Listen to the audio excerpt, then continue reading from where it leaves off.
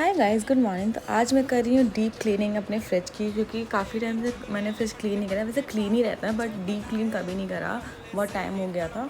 तो मैंने सोचा डीप क्लीन करते हैं। तो मैंने सारी शेल्फ हटाई, उस पर जो मैं शीट लगाती वो मैंने हटाई। फिर मैंने ना पूरा अच्छे से स्क्रब से उसको क्लीन करा कि इस पर अगर कोई भी स्टेन है तो वो हट जाएगा नहीं। ये भी ग्लासेस की जो शेल्फ है ना, इनको मैंने धुल के यहाँ पे मैंने इनको लगा दिया था। फिर सारा सामान मैंने फिर से लगा दिया था। ये मेरा फ्रिज लगा था एकदम साफ़ सुथरा। फिर सारा काम करके मैंने खाया खाना, भिंडी, चना, हलवा एंड 2 रोटी। उसके बाद अविनाश शाम को आ गए थे ऑफिस से, तो हम लोग सैंडविच को ऐसे बिठा के ला रहे थे। फिर मेरा मन कर रहा था दही पूड़ी खाने का, सेव पूड़ी, तो हम वो खा के आए।